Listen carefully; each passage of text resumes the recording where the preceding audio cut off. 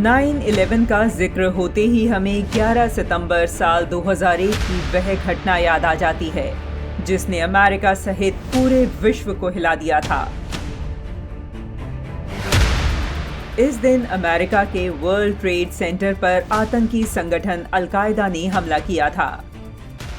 लेकिन इस घटना से लगभग 108 साल पहले 11 सितंबर 1893 को स्वामी विवेकानंद जी ने अमेरिका के शिकागो में आयोजित धर्म संसद में व्याख्यान दिया था, जिसमें विवेकानंद जी ने पूरब के चिंतन के बारे में पश्चिम को बताया था।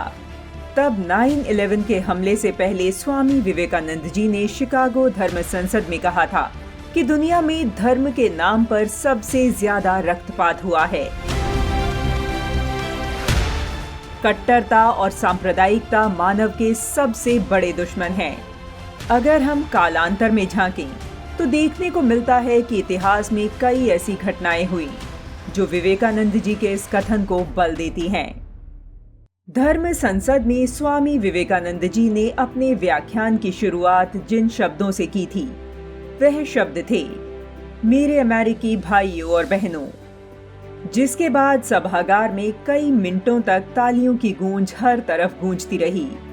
विवेकानंद जी आगे कहते हैं, आपके स्नेहपूर्ण और जोरदार स्वागत से मेरा हृदय अपार हर्ष से भर गया है। मैं आपको दुनिया की सबसे प्राचीन संत परंपरा की तरफ से धन्यवाद देता हूँ। मैं आपको सभी धर्मों की जननी की तरफ से धन्यवाद देता हूँ और सभी जाति संप्रदाय के लाखों करोड़ों हिंदुओं की तरफ से आपका आभार व्यक्त करता हूँ।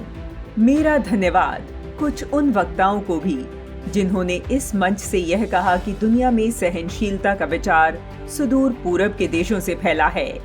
मुझे गर्व है कि मैं एक ऐसे धर्म से हूँ जिसने दुनिया को सहनशीलता और सार्वभौमिक स्वीकृति का पाठ पढ़ाया है। हम सिर्फ सार्वभौमिक सहनशीलता में ही विश्वास नहीं रखते, बल्कि हम विश्व के सभी धर्मों को सत्य के रूप में स्वीकार भी करते हैं।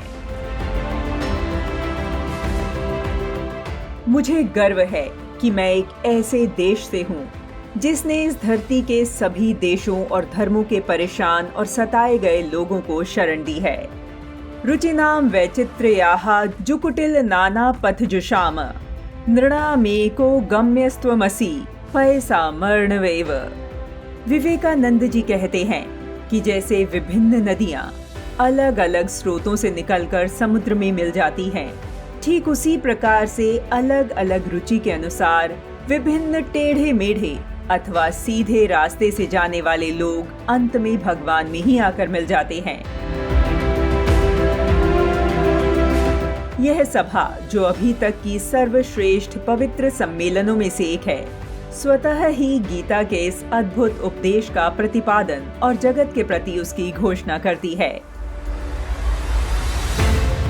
भारत के संदर्भ में यह कहना अनुचित नहीं होगा कि जहां आदि शंकराचार्य ने संपूर्ण भारतवर्ष को सांस्कृतिक एकता के मजबूत सूत्र में पिरोया, वहीं स्वामी विवेकानंद ने आधुनिक भारत को उसके गौरव का बोध कराया।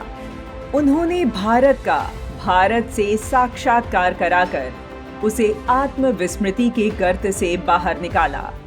इसीलिए अगर किसी को भारत को जानना है तो उसे स्वामी विवेकानंद जी को जानना चाहिए, क्योंकि स्वामी विवेकानंद केवल एक व्यक्ति नहीं है, वे भारत और भारतीयता को उसकी संपूर्णता में प्रकट करने वाले सिद्ध पुरुष हैं। संपूर्ण विश्व में यदि किसी को हिंदुत्व का अर्थ समझना होता है तो वह विवेकानंद जी को पढ़ते हैं, और यदि विवेकानंद जी को समझना है तो शिकागो में उनके द्वारा दिया गया व्याख्यान ही पर्याप्त है। उन्होंने वहां हिंदू धर्म और भारतवर्ष का विजय ध्वज फहराया और संपूर्ण विश्व को हमारी परंपरा, हमारे जीवन मूल्यों और व्यवहार्य सिद्धांतों के पीछे की वैज्ञानिकता और अनुभव सिद्धता से परिचित कराया।